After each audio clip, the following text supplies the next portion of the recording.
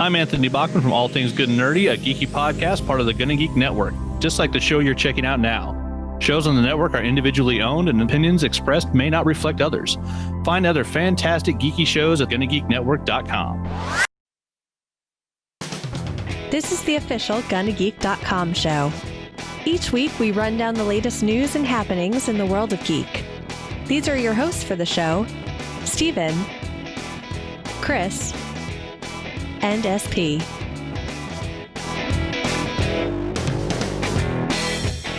Welcome to an all-new episode of the official GonnaGeek.com show. I am Steven John Drew, and with me, of course, is Chris Farrell. I'm here under protest, but I'm here. He's also here under pressure. Also under pressure is Stargate Pioneer.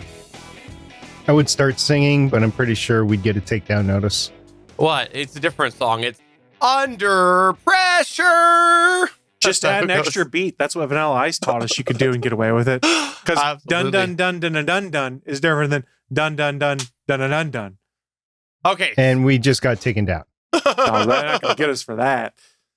So this past weekend, very exciting weekend. We are recording this today on Monday, November the 2nd. And this past weekend, The Mandalorian did debut. And it came out and it was dropped at midnight. And so when you woke up in the morning, if Wait a minute, time out. Midnight, what time zone? Let's have this one out. Pacific time, because it's the most important time. So 3 a.m. Eastern time. Came out at midnight proper time. And so, anywho, it came out, and if you woke up the next morning, you probably saw spoilers. So we won't spoil anything for you because we know some people haven't seen it. The only tease I'm going to give you is that they killed off the entire cast of season 1. That's the only tease I'm going to give you. Oh, so the Walking Dead showrunners took over. And then patted themselves in the back for being so witty for doing it. And then they gave it to the Game of Thrones showrunners for episode 2. Ugh, those guys still have a Star Wars trilogy that they get to do. Allegedly. Give it to Jon Favreau and Dave Filoni. Everybody wins. There's some people that don't like Dave. Well, then they're stupid. And you can put me on the record for that. Okay. All right. Very so stupid. Would you like us to put this in text for you? Yes, please put this in text for me so that everyone can see my words immortalized for the internet at large, where I say if they don't like Dave Filoni, they can promptly F off. For the audio listener, we found there is a transcription service that seems to do a half-decent job. If you want to find out more about that, come to our Discord server at GonnaGeek.com/Discord, and Chris Farrell will tell you all about that. Let's go ahead and roll on to the news.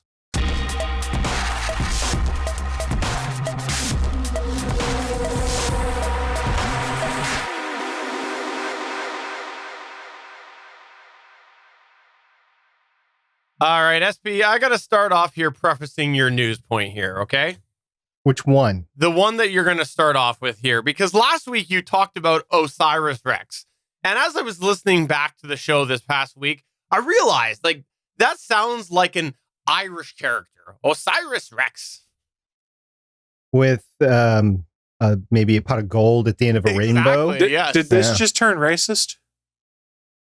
Well, as long as we're going to talk about this, let's go back to how we segue into this whole thing by saying Roll On, which is also a song. So Under Pressure, Roll On. You going to continue with the song titles as we go on throughout the night, Stephen? Just look at his poker face. So that would be a yes. Okay. Stop right there. Thank you very much. Collaborate and listen. Steven's back with a brand new vision.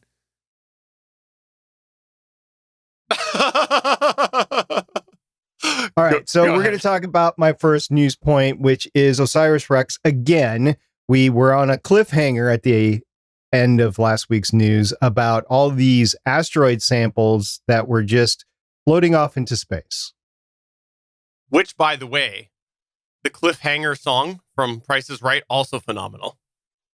Can you recreate it for us? No, I'm not going to yodel. It's not going to happen. If you had yodeled, that would have made my day. I was just like, I'm done. Man. Yeah, there's nothing that can beat the yodel for Price is Right. Okay. So we were at this cliffhanger about OSIRIS-REx and the sample that it obtained. And I read a couple of news articles this past week, one from spacenews.com written by Jeff Faust and one by space.com written by Mike Wall, all about what happened. So here it is. NASA's OSIRIS-REx spacecraft has secured the material it collected from asteroid Bennu into a sample return capsule. After images showed material leaking into space, the material storage process was accelerated, skipping the process to weigh the sample, which could have ended up with additional material loss. By the way, I hate leakage, pointing to my wall behind me. The touch-and-go sample acquisition mechanism, also known as TAGSIM, had gathered so much material in the probe's 6-second rendezvous with Bennu that a mylar flap designed to seal the material into place had been wedged open by several large rocks, causing some material to leak out. After the stow operation was complete, the principal investigator for the mission at the University of Arizona, Dante Loretta, said he was confident that despite the leaking material, there was still a large amount of material in the TAGSIM head when it was sealed inside the return capsule. Now, the window for the spacecraft's maneuver to depart the vicinity of asteroid Bennu opens in early March 2021, which would return the probe to Earth in September 2023. So what you're saying is that it's floating in the most peculiar way. Is that what you're telling me? I'm saying it captured the stuff it needed and it's on its way back, hopefully by September 2023, if there's anyone left here to actually receive it. Pretty sure that we know that the answer to that is that there won't be. We're fully aware of that.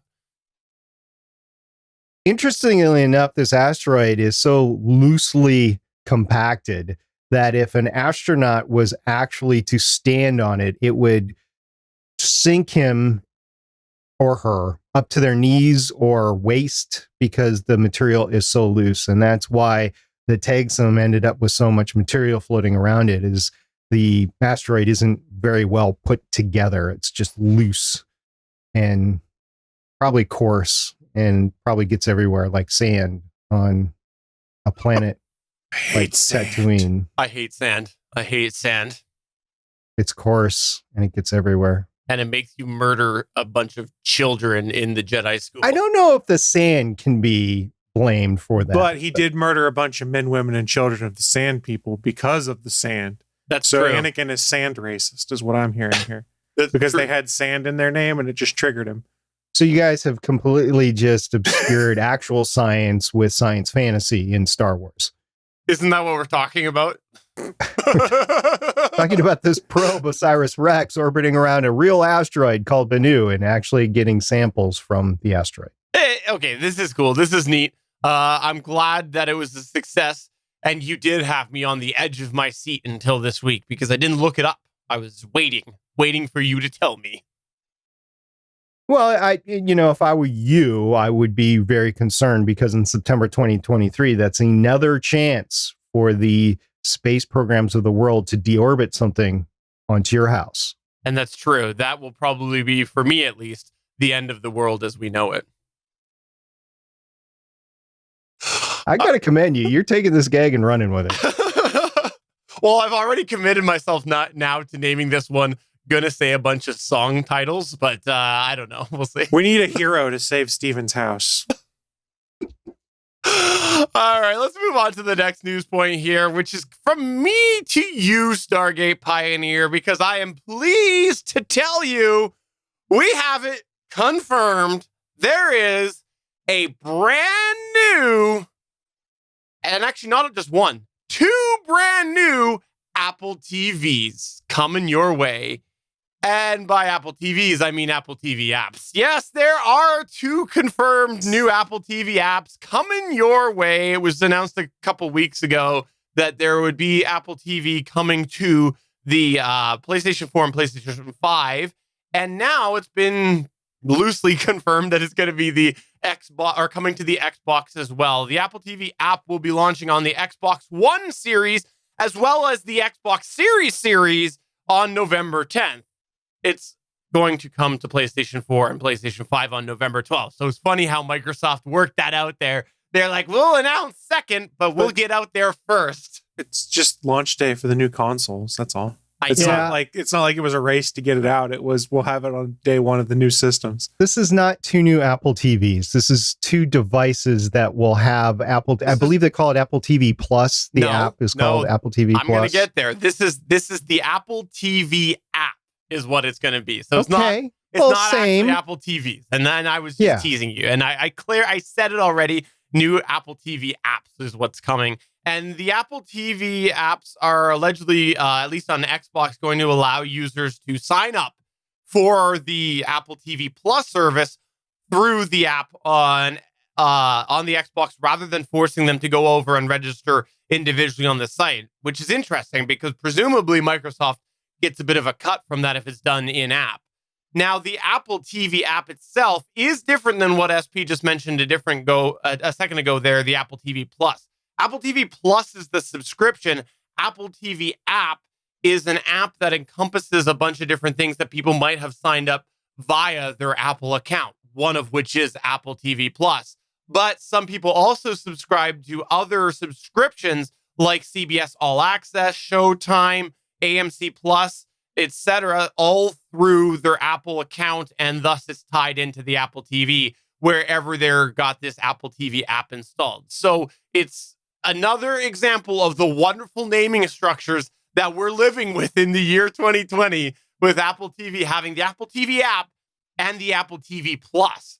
So further note as well, Microsoft did confirm that they are going to be launching the Xbox series with Netflix, Disney Plus, HBO Max, Spotify, YouTube TV, Amazon Prime Video, Hulu, NBC Peacock, Vudu, Fandango Now, Twitch, Sky Go, Now TV, Sky Ticket, and many more will be available on launch day. It's almost like their backwards compatible killer console can do all the backwards compatible apps that worked on the previous generation of consoles.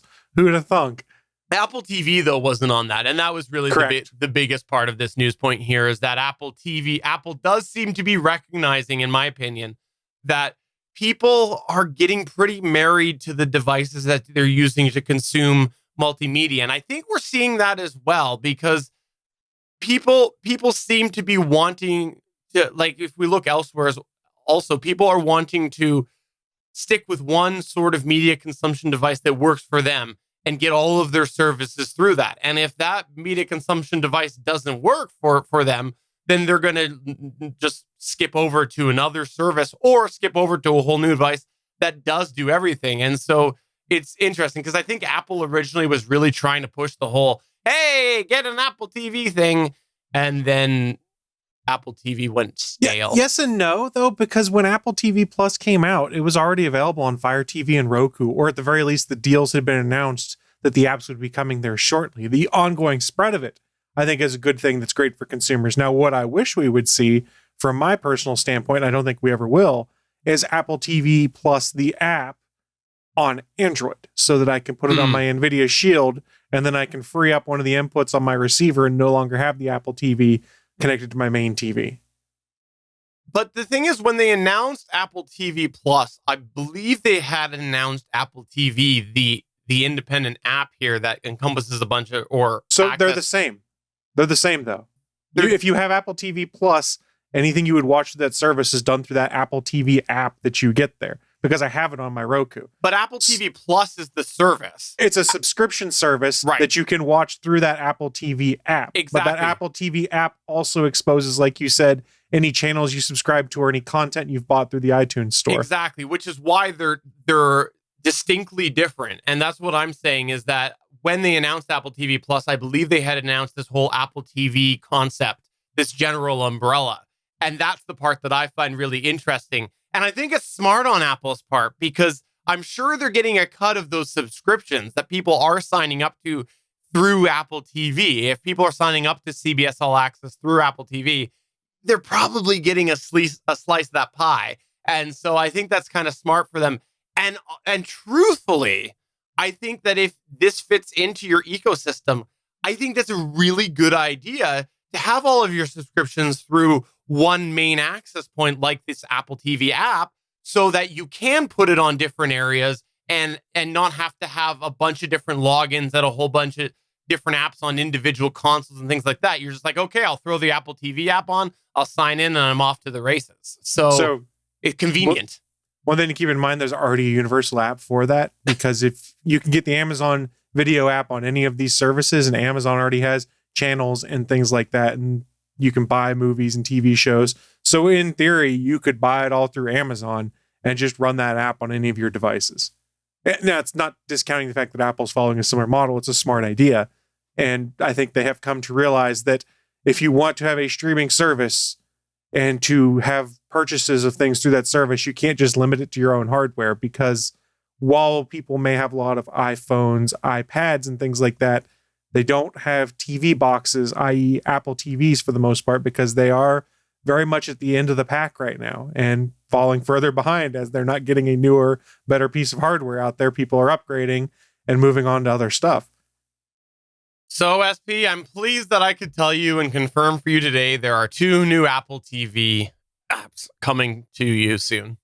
First of all, I want to say that when apps started to infiltrate streaming, the Xbox seemed to be the thing that everything was coming together, that you could get everything through the Xbox. I'm pleased to see more and more things coming available on PlayStation 4 and PlayStation 5. Now, encountering your point on having everything through a singular subscription like Apple TV or one login, if you have a family that has decided, older family, older kids maybe, or siblings, whatever, and each of them have decided to go out and get a streaming service, and then you share the subscriptions. So like one person has a login for Netflix, one person has the login for Prime, one person has the login for Apple TV, like yada, yada, yada, CBS, All Access, or whatever they're going to call it. I forget what it is, Paramount, all this stuff. If one sibling had access and then shared it with their other siblings, then you couldn't do the singular login through one account. You would have to go in and log in each individual app.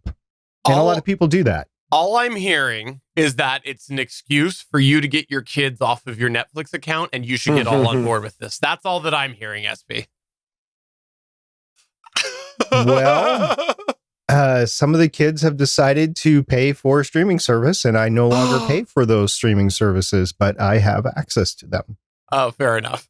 All right. Well, at least the shoe's on the other foot now, so ride that wave for a while. I'll accept your point on that. Now the rubber band is on the other claw. All right. Well, let's go ahead and move on to the next news point, which is all about Ubisoft PS5 update. That's what the sidebar says. Yes, I've talked too much about the Xbox in my past news stories, so I'll talk about the PlayStation 5 since its launch is only 2 days after the Xbox Series X. So one of the things that Sony had said when the PlayStation 5 was announced was that the vast majority of PS4 titles would be playable on the PS5. And I think we talked about either on this show or a different one, that list of games. There's really nothing that kind of jumped out that wasn't a great loss. That was a great loss, rather. There was only like 10 or 12 games. Well, earlier today, Ubisoft released its own backwards compatibility list to point out which older PS4 games wouldn't run on the PS5. Instead of sharing it directly on Sony's website, they flagged the titles on their own website. However, here's where it gets interesting. That was up for a few hours. They then took the list down. So now we're all kind of going, what's going on now, Ubisoft? We don't understand. So they did issue a comment that The Verge picked up on and said, we have pulled the Ubisoft Connect article and forum post regarding backwards compatibility for the time being, as there may be inaccuracies involving the titles that will be playable on PS5. However, just so you guys have situational awareness, if anyone who's listening is intending to upgrade to a PS5 and is really big on Ubisoft games, specifically the Assassin's Creed games, here are the 9 games that Ubisoft said would not work on PS5. Assassin's Creed Syndicate, Assassin's Creed Chronicles Trilogy Pack, Assassin's Creed Chronicles India, Assassin's Creed Chronicles China, Assassin's Creed Chronicles Russia, Risk, Star Trek Bridge Crew, which by all accounts is a really cool VR game, and the PSVR is actually compatible with PS5, side note. Werewolves Within, which I also believe is a PlayStation VR game, and Space Junkies. And like we mentioned, The strange thing was it never showed up on the PS5 backward compatibility list, which has the 10 titles Sony said wouldn't work. And just for a point of comparison, because it has to be made, I am not casting any aspersions or taking shots. All of these Ubisoft titles that are cross-platform will work on the Xbox Series S and X because Microsoft and Sony are handling backwards compatibility differently. And Microsoft pretty much came out and said, if it plays on Xbox One and doesn't run on a Kinect, it'll run on Xbox Series S and X because Kinect doesn't work there. So I think it's interesting. And why I really bring this up is I think it's interesting Ubisoft pulled the article, but there's stuff that is seemingly outside the list that Sony originally put out. And I'm very curious what happens between now and 10 days from now when the PS5 launches to expand this list from other development shops. What other games we find out may not quite work as well as was expected with the PS5, because we're really close to launch now. And I know backwards compatibility for some folks isn't a big deal, but for others, they're going to sell their PS4 to get a little extra coin to buy the new PS5. And the last thing I would want to do is then find out a game that I really loved I can no longer play because for some reason it wasn't announced that it wouldn't be forward compatible or backwards compatible with PS5. So it's an interesting news story in that regard. And I'm just kind of waiting for the other shoe to drop at this point. Yeah, I'm a little surprised that they pulled it down. But I guess that's probably some lawyers leaning on them. I don't know. I wonder if Sony kind of picked up the phone and said, hey, why don't you vet this through us and let's make sure it works that way? Because I'm sure they have PS5 development boxes at Ubisoft, but I'm sure that Sony's running newer builds of the PS5 software that handles all the backwards compatibility stuff. And it could have been, hey, some of this stuff does actually work in the newer build of the software. So there's probably stuff to shake out. And I'm not trying to take a shot here, but oh my God, these 8 or 9 games don't work. It's an incredible feat of software development that they've made, let's say, 98% of the PS4 back catalog work on the PS5. That's awesome. It's just we need more transparency about what doesn't. I know that you said that it breaks your heart a little bit because of a couple of these titles here, but I just want you to... Yes, I love the Assassin's Creed games. I play them so much. I just hope that you can shake it off, Chris Farrell. Shake it off. That came at me like a wrecking ball, Steven, those feelings. SB. I was actually just recommended to play Star Trek Bridge Crew in the, what do you call it? The 3D, the virtual reality. Supposedly very fun. Yeah. So, and supposedly it's supposed to be friendly to those that are susceptible to vertigo, which I am due to my Meniere's disease. So I was looking at that to try something. And if it's not going to work in the PS5, well, that's not going to matter because I don't think I'm going to buy a PS5 right away. If I buy a console, it'll probably be the Xbox Series XS or whatever it's called. And side note, I kind of tossed it out there as a throwaway line. PSVR is compatible with PlayStation 5, but you have to go on Sony's website and request an adapter kit that they'll send you for free once you provide the serial number of your PlayStation VR, and then you'll be able to run it on your PlayStation 5. However, I don't know when those are supposed to ship, whether you'll receive it the same day you would receive your day one pre-order or not. Good thing I don't have a day one pre-order. Right. Anyways, I still think that you should play Star Trek Bridge Crew, even if there's the vertigo factor, because then at least you can go, hello, I'm at a place called Vertigo. U2 lyrics. You should scrub those from your mind if you knew what reference that was. But well, moving on to the next news point here, which actually on the title bar, whoa, we're halfway there. Whoa. Go ahead, SB.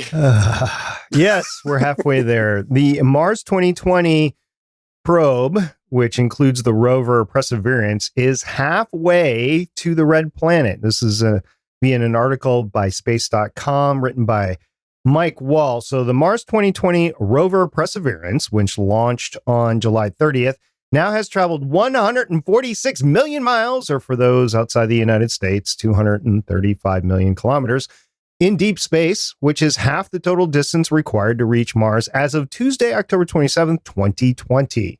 Now, Perseverance is scheduled to touch down in the Jezero crater on February 18th, 2021. Perseverance will collect and cache several dozen samples from the Martian terrain for future return to Earth. The return campaign, which is a joint NASA European Space Agency effort, note Canada is not part of that, could get this precious Mars material back to Earth as early as 2031. Now, in addition to Perseverance, it also carries on its belly a small helicopter named Ingenuity, which is a demonstration craft designed to help pave the way for extensive rotorcraft exploration of Mars in the future. Yes, it is a drone. And no, Stephen, you cannot fly it. Yet. I'm hacking it. That's what I'm going to do is I'm going to hack it. Leet Hacksaw. Okay, so why can't I fly this? Isn't it like one of those things where you pay to play? Just like come to the machine, you put a coin in, and you're like, I'm flying it. Crash. That would be cool. Yeah, like you go to an amusement park and you can drive a boat around for like 30 seconds and stuff like that. Yeah, this would be kind of cool. But unfortunately, the communications delay would be too much because by the time you sent a command and sent it up in the air, and then that command returned back to Earth, and then you sent another command to like fly forward for a little bit, the battery would have gone out. So no, it's not possible. One day I will fly this thing. That's my commitment to you, Stargate Pioneer. Well, I don't have any doubt that one day you will fly something on Mars, but it's not going to be Ingenuity. That's true. Nobody has ever said that I have ingenuity. I can't say it even. Okay, so what's the hoorah, the hoopla going to be when this thing lands? Because this seems like this is a thing that people are going to want to go and follow. You know, we're living in a time that people are more and more interested in space things, and I've heard this mentioned on a few different like mainstream media things that I think 5 years ago wouldn't have really got a lot of coverage on. Do you think that there's going to be any big events to do with this? I think so. I think the powers that be will want to gen up interest in going to Mars because that's what the whole Artemis program is about, to return to the moon, but not just to return to the moon. It's also to prepare to actually go to Mars. So you got Artemis, you've got the Starship program at SpaceX, which, by the way, SN8, the 8th model of the Starship, is getting ready to go for testing. I think it started testing actually late last week. So there is a bunch of push to actually get the money to send people to Mars. And it'll happen in the late 2020s into the 2030s. Maybe by the end of 2030s, we'll send somebody to Mars. Maybe earlier. I don't know. It depends on funding, really, and how successful the projects are. The Starship rocket, the BFR, we've talked about quite a bit here from SpaceX, also the SLS from NASA. So it really depends on the success of those missions as we go forward. And remember, even Apollo was delayed. That's true.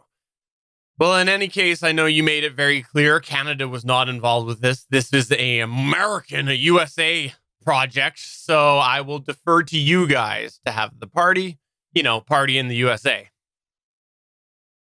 It's not just the USA. The European Space Agency is on board as well. No, I'm blaming you guys for this when it crashes and bombs Mars. We've done it before. We'll do it again. All right, SP. I know I broke your heart a little bit earlier about the Apple TV. His achy, breaky heart.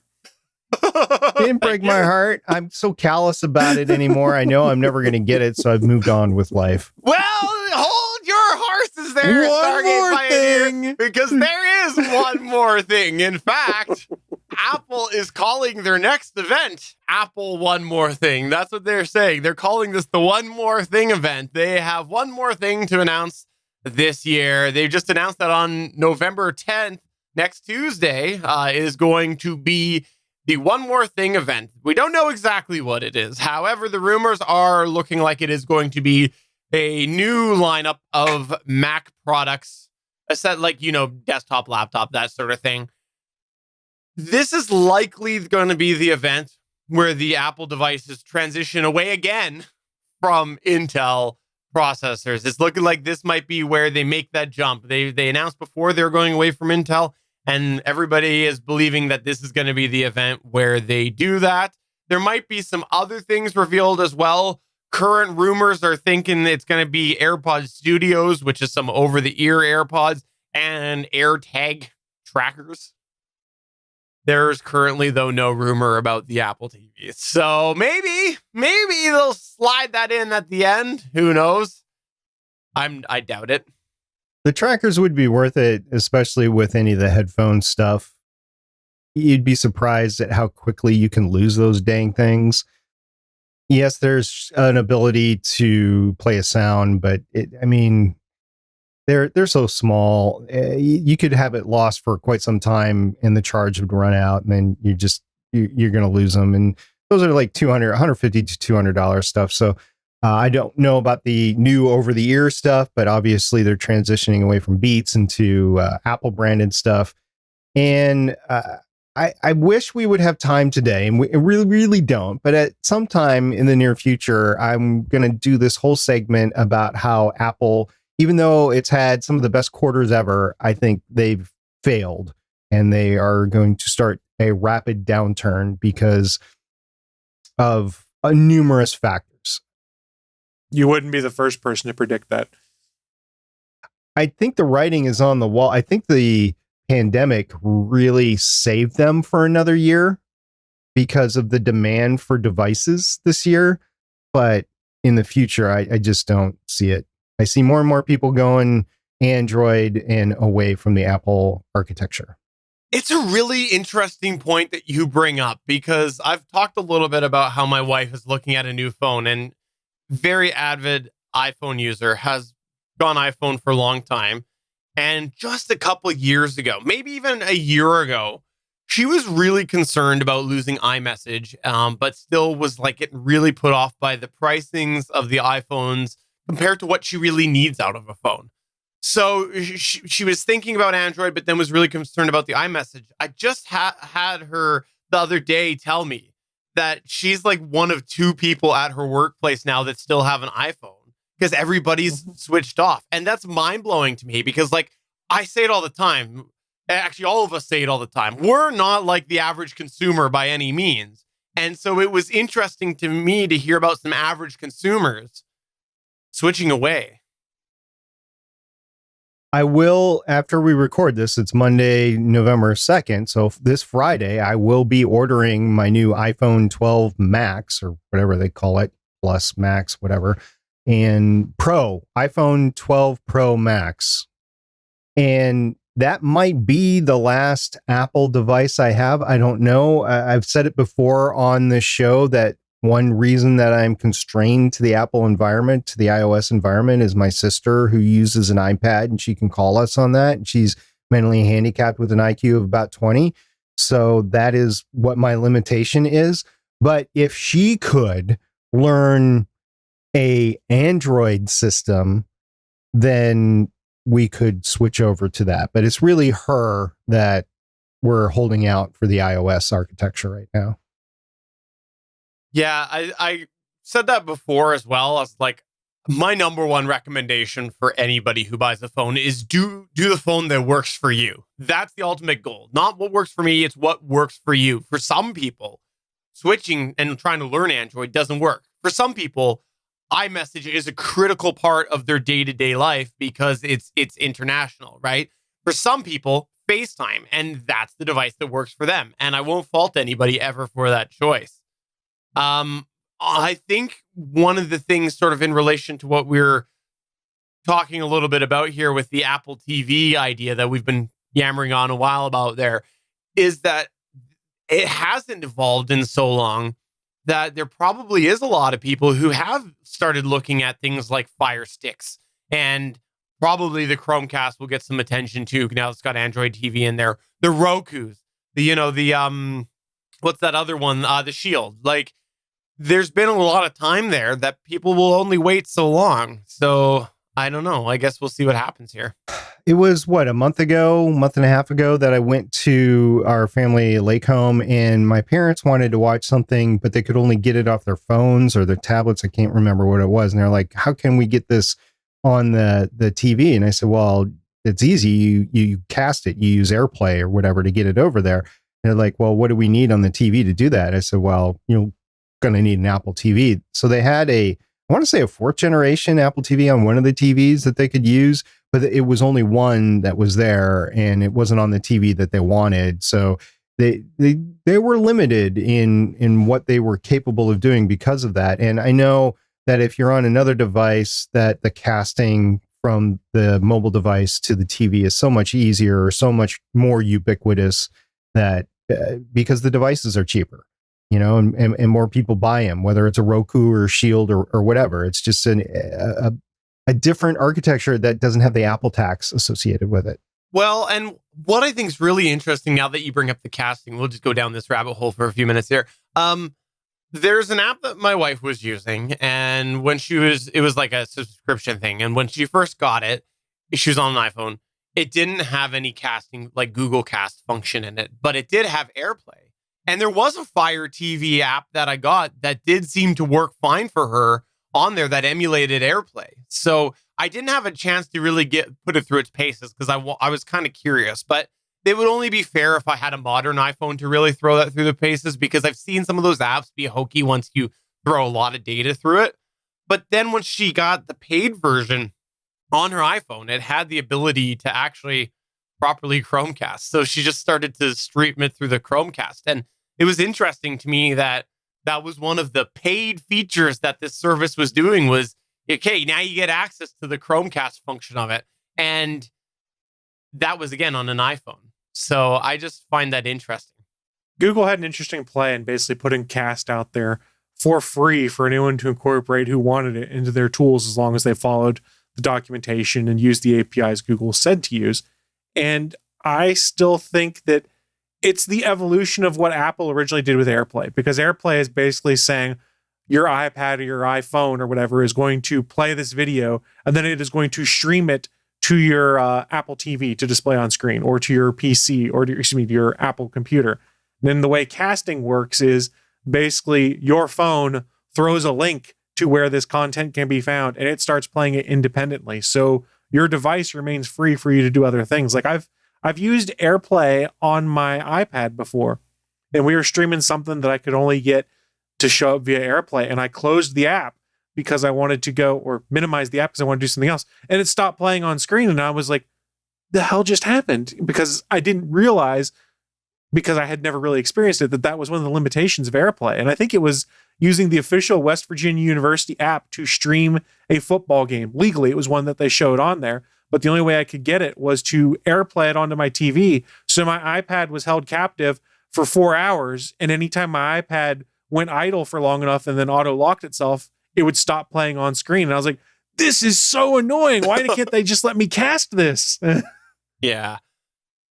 I like, all joking aside, I am hoping that at last minute they decide to bring up the Apple TV release, because the rumors earlier in the year, I believe you had mentioned, SP, was that it was almost ready to launch. If they got all of this hardware sitting there, it's just getting more and more dated every day. And I'd like to see it hit the holiday season. I think it would bolster Apple's complete product line to be able to have an updated streaming box. Absolutely. And the only thing I could think of that they aren't releasing it is because they want to limit the amount of devices for people to purchase, because they know that money is tighter for a lot of people in 2020, and they want to bolster some different parts of their product line, whether it's what we're have already talked about with the Mac products here, or maybe the new iPhones, because iPhones were a little lackluster last year for a variety of reasons.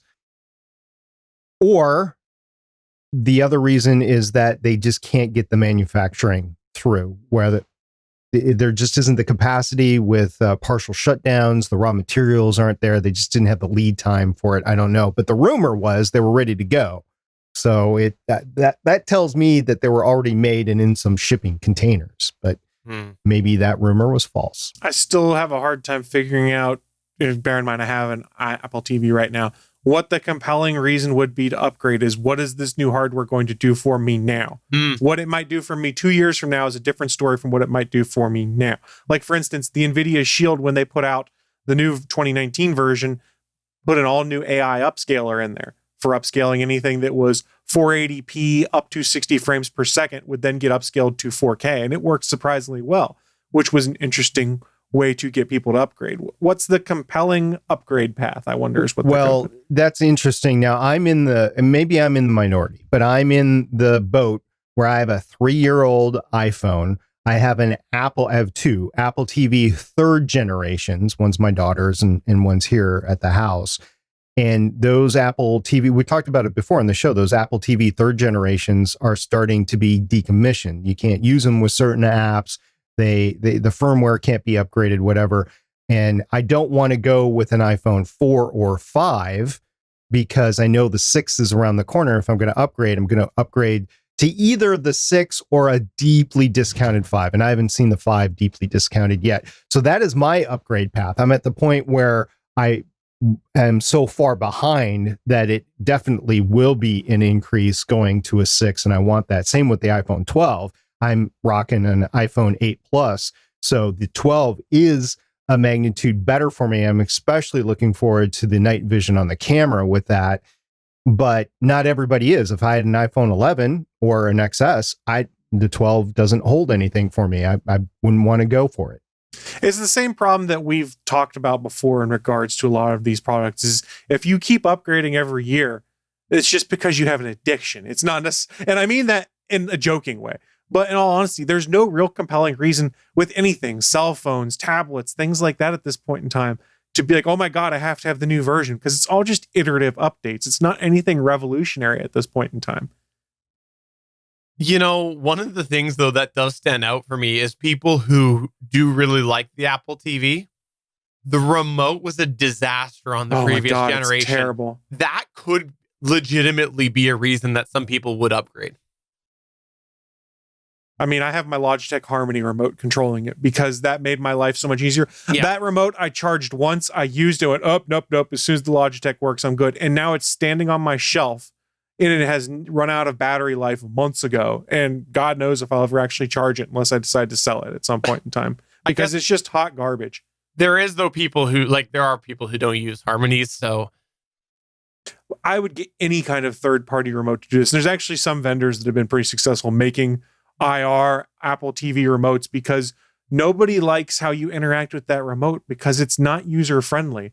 I'm either going to click or I'm going to long swipe, and navigating with that, just a touch screen that you're using your thumb around on it, I don't like it. I like buttons in that regard. It looks cool. It's slick. Literally, it's slick. It feels good in the hand, but it's just such a pain in the butt to navigate around. Well, I guess we'll see what happens here. I do have reservations, though, about this coming out. I like I said, the rumors aren't that the Apple TV is coming at this One More Thing event that we started off this news point with, but I thought we would take one more. Hey, there's one more chance there, SB. One more chance. It'll be interesting at the One More Thing event, though, stepping us back to where we were originally, assuming this is all about the new processors and stuff like that, to see how that changes price points and what they announce for legacy OS support for all of the Intel hardware out there. When is the cutoff date for the Intel hardware now? Do we get an announcement on that? Because there are a lot of folks who did not buy the current gen iMacs, all the laptops and stuff like that, because it was, well, wait a second, you're dropping a bunch of new Intel hardware to a few months from now, replace it all with your own hardware where I'm going to have to buy potentially new apps and all this other stuff. What's going on? This transition, it'll be interesting. And hopefully they make it so that things are compatible between them.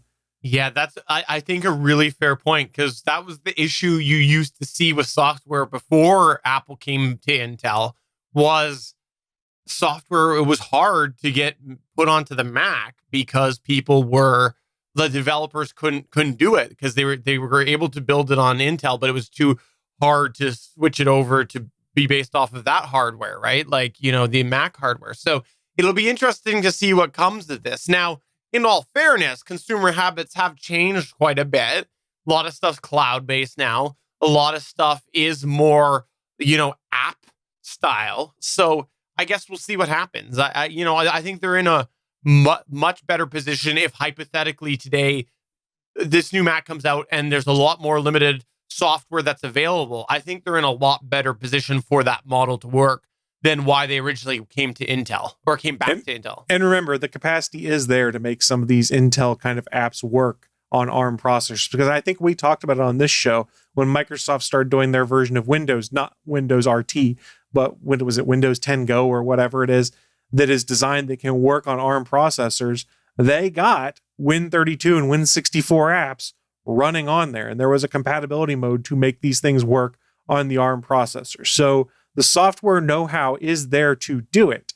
However, and I'm not trying to take a shot here, but it's going to sound like I am. When it comes to software, I tend to trust Microsoft at doing a better job than I do on the software front for Apple. They make really nice hardware, but it's the software at times that seems to be lacking or looks pretty, but isn't really functional at times. Shots fired. I mean, it's not wrong. I mean, look back historically, and Apple still doesn't understand how to do like cloud-based storage and stuff like that. Their price points until recently were insane. I think Apple just told you, Chris, to hit them with your best shot. I did. I was going to say that there was a shot, signed, sealed, delivered. That's what that was. They'll get knocked down, but they'll get up again. You're never going to keep them down. All right. And we got another one here. It's something about plates and how Chris doesn't like plates or something like that. I eat out of bowls for everything. Oh, that's Give me right. a bowl. That's right. Oh, is that? Yeah. You're Canadian now, hey? Never mind. I want a bowl, eh? But we have that here in text. Chris asked for a bowl. Okay. Yeah, I like the things that I eat soup out of. Of what? Yeah, Chris asked for a bowl. It's in writing if you want to go to this week's episode at gonnageek.com. Chris asked for a bowl. Context is everything, though, friends. Context is everything. All right. So speaking of your bad habits, it's a bad habit to make products for somebody else's product, right? It sure is. And this gets us into an interesting story. Is last month, Sony did their teardown of the PS5, where they literally had one of their employees come and tear the entire thing down on video, show all the components that were in it. But what was interesting is if you've seen the PS5, it is absolutely massive. It is basically two white plates on either side of a black sandwich middle, for lack of a better term. But these plates, these white plates, they're easily removable. In fact, so much of it was removable by hand. You didn't have to use tools. So there became a lot of hope that we might see an aftermarket for customizable Xbox 360 inspired side plates for the side of the PS5. And if you don't remember, going back to the original Xbox 360, when Microsoft put that out, you could pop off the front faceplate and swap on different ones. They had Halo-inspired ones. They had like different Art Deco-inspired ones. And it was actually a selling point of the original Xbox 360. Sony did not announce anything like that, however, for the PS5, but the customization community started getting hopeful. We might see some cool ways to change up your PS5, put matte black plates on there so you can have an all black PS5 in your entertainment center, which is important to some people, myself included, because I like most of my electronics to be darker in color so they're not eye drawing. Now, Sony evidently is not one of those that is on board with this idea of having customizable plates that are out there, unless they're making them probably. The company has reportedly threatened legal action against one of the first companies that was out there that designed and attempted to sell custom PS5 faceplates. First for trademark infringement and then for alleged infringement on intellectual property. So if you did not know, there was a website out there, and this is a purposeful play on words, called theplatestation.com that was, quote, born out of the single desire to create a matte black custom faceplate simply because we believed it was what the PS5 community deserved. That is what they said on their website.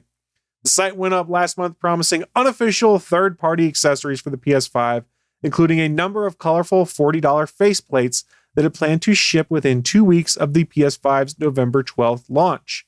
It was reported at the Video Game Chronicle that Sony quickly reached out to put a stop to this effort.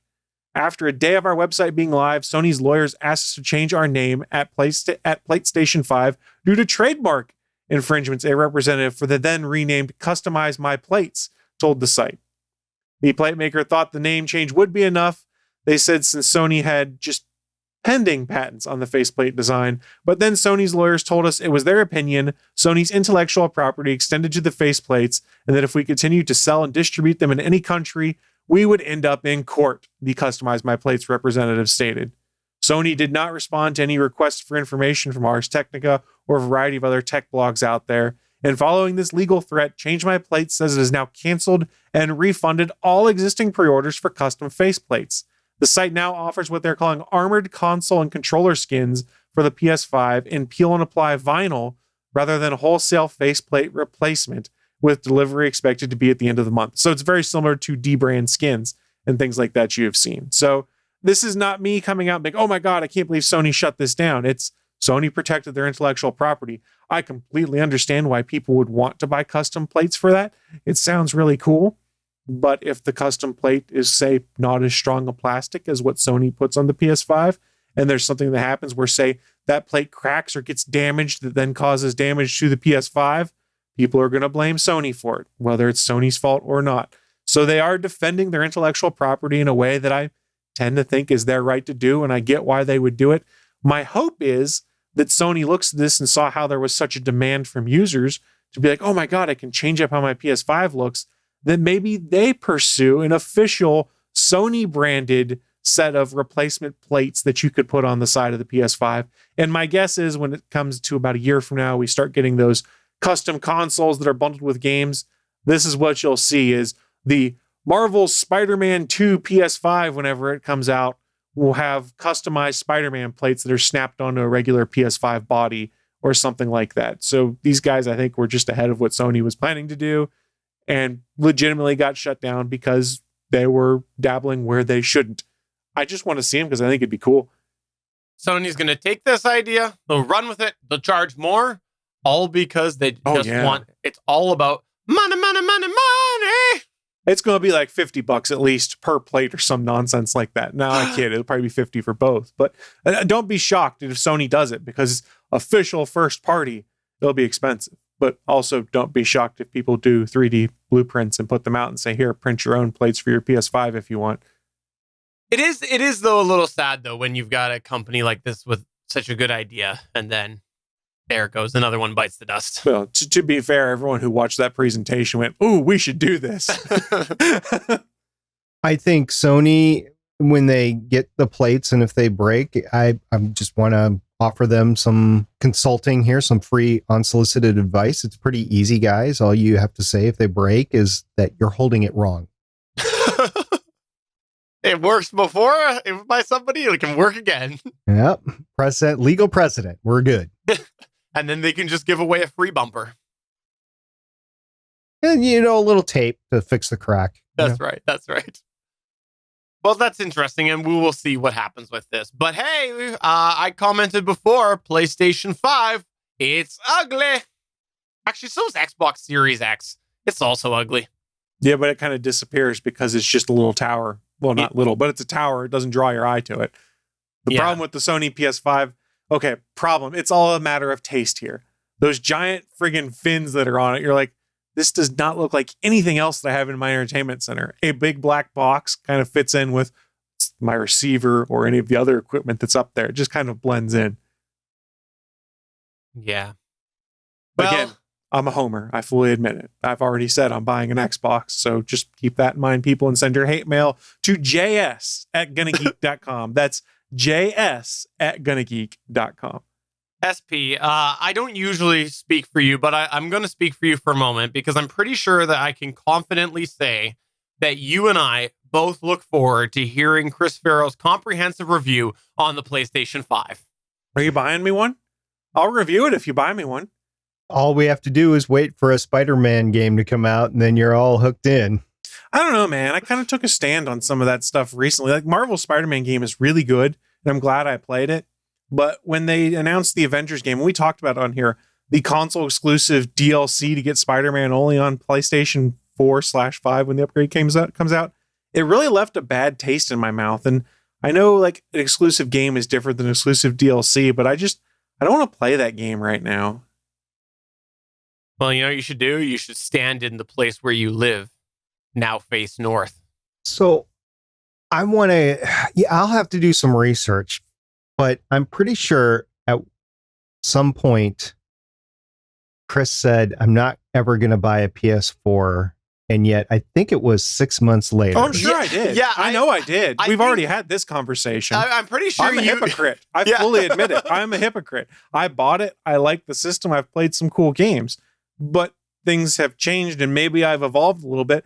There's not really a pressing need for me to be like, oh my God, I have to have this. And especially with a launch console that's $500, I'm certainly not going to pay $500 for one game right now. Note for the log, November 2nd, 2020, 6 fine. months in the future. Oh, puts it it can at be that what, soon. April, May? We're talking like 2 or 3 years from now before they're actually going to have the next Spider-Man game on there that's not a glorified DLC pack. Mm-hmm. Maybe we need to What's how register a domain that we can constantly refer back to this episode.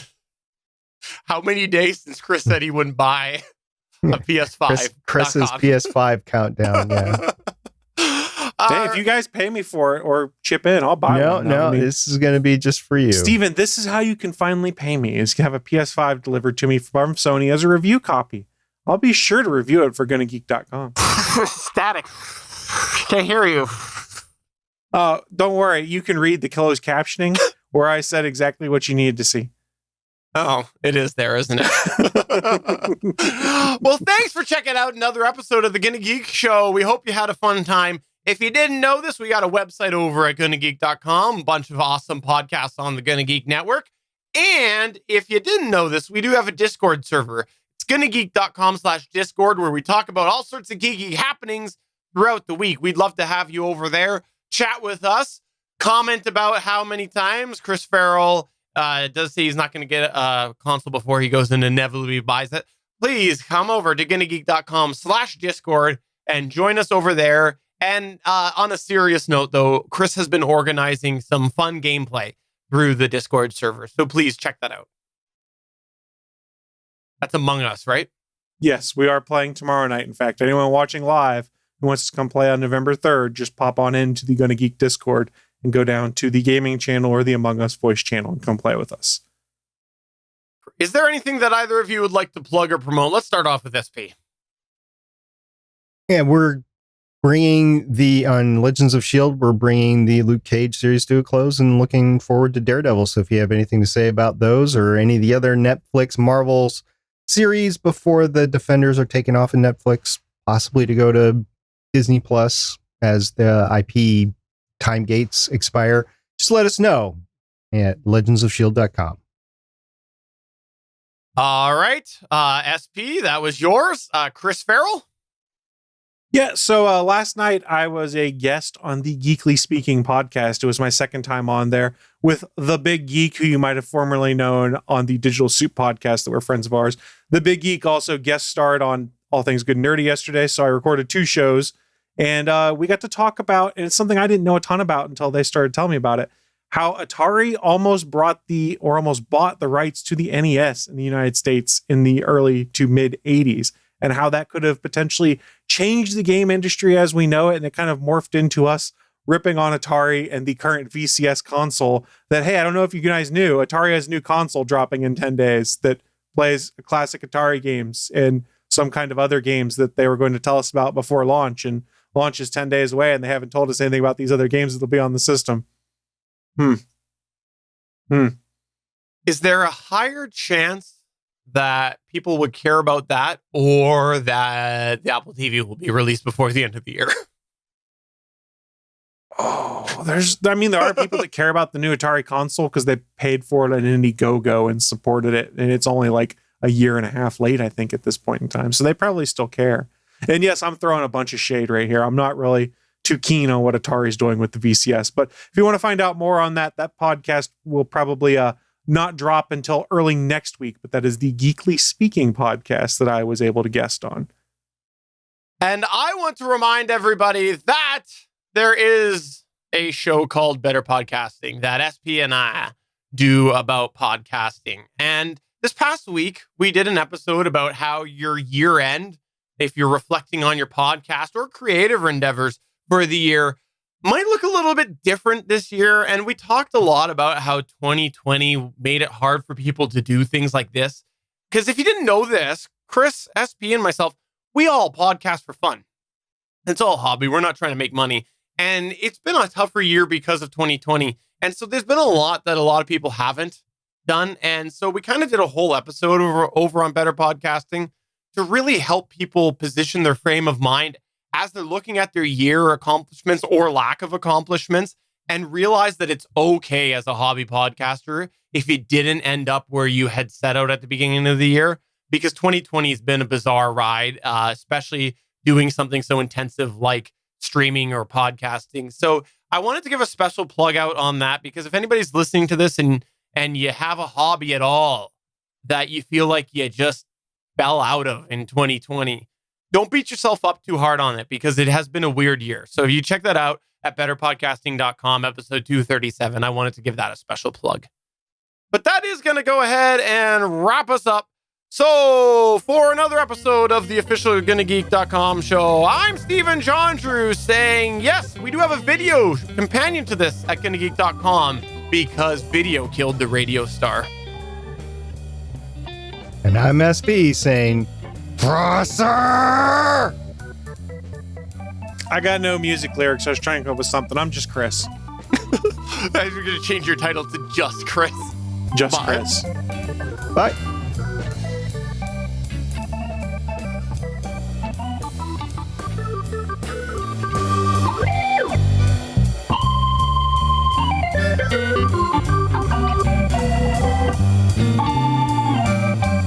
Thanks for checking out another episode of the official GonnaGeek.com show. If you like the show, please give us a 5-star review in Apple Podcasts or a thumbs up on YouTube. You can always join us for our live recording sessions, which stream Mondays at 8:45 p.m. Eastern at www.geeks.live. And remember, you can find our full back catalog at GonnaGeek.com/show. If you're itching for more geeky content, check out other shows on GonnaGeekNetwork.com. Voice work was by Emily Prokop of the Story Behind podcast. That's it for this episode. We hope to see you back again next week.